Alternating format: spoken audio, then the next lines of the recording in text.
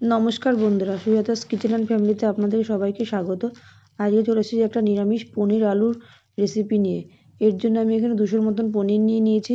এগুলোকে cube size করে কেটে নেব।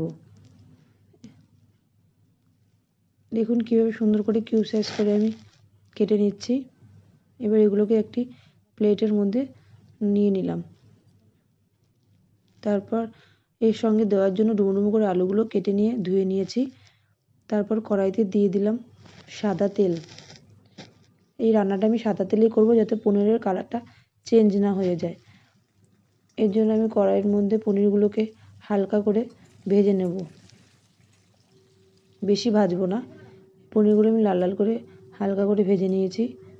এর এই পনিরগুলোকে একটি প্লেটে নামিয়ে নিলাম। তারপর কড়াইতে ওই তেলের মধ্যে আমি দিয়ে দিলাম আলুগুলোকে সুন্দর করে লাল লাল করে এপিট ওপিট ভেজে নেব ভালো করে।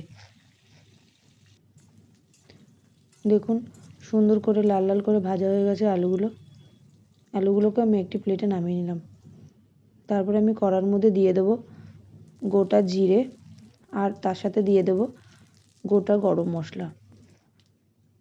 এগুলোকে লাল লাল করে ভাজা হয়ে গেছে। তারপরে আমি এর মধ্যে দিয়ে দিলাম কিউব করে রাখা টমেটো, আর দিয়ে দিলাম আদা বাটা।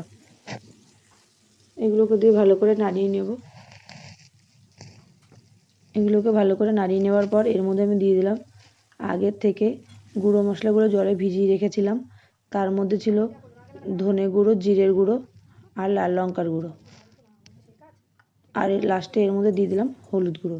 এগুলোকে দিয়ে ভালো করে কষিয়ে নেব, যাতে টমেটোগুলো ভালো করে সেদ্ধ হয়ে যায়। দেখুন টমেটোগুলো ভালো করে গলে গেছে এর মধ্যে, আর মশলা থেকে সুন্দর তেল ছেড়ে এসছে, আর সুন্দর কালারও হয়েছে। তারপর আমি এর মধ্যে দিয়ে দিলাম আগের থেকে ভেজে রাখা আলু দিয়ে আবার ভালো করে কষিয়ে নেব।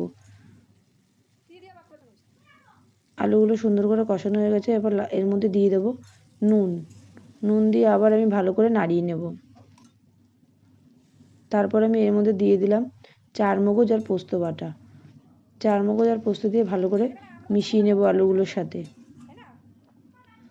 সুন্দর করে আলুগুলোর সঙ্গে চারমগজ আর পোস্ত বাটা মিশিয়ে নিলাম।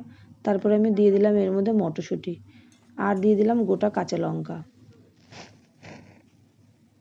তারপর আমি দিয়ে দিলাম এর মধ্যে মিক্সি ধোয়ার জলটা, পরিমাণ মতন জল দিয়ে লাস্টে এর মধ্যে চিনি দিয়ে আমি কিছুক্ষণের জন্য ঢেকে রাখবো, যাতে আলুগুলো সুন্দরভাবে সেদ্ধ হয়ে যায়। 5 মিনিট পর আমি ঢাকাটা খুলে নিলাম। দেখুন ঝোলটা ভালো করে ফুটে উঠেছে, আর আলুগুলো সেদ্ধ হয়েছে।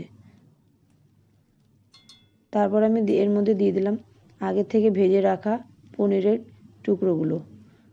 টুকরোগুলো দিয়ে ভালো করে মিশিয়ে নেব ঝোলের সাথে পনিরগুলোকে।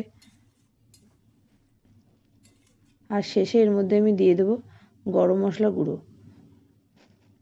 দেখুন সুন্দরভাবে আমার রেডি হয়ে গেছে পনির, আলুর আর মটর দিয়ে একটি নিরামিষ সবজি।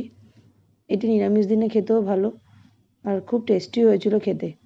তাহলে আমার রান্নাগুলো যদি আপনাদের ভালো লাগে, তাহলে আমার চ্যানেলটিকে সাবস্ক্রাইব করে নেবেন এবং পাশে থাকা বেল আইকনটি ক্লিক করে নেবেন, যাতে রান্নাগুলো সবার আগে আপনাদের কাছে পৌঁছে যেতে পারে।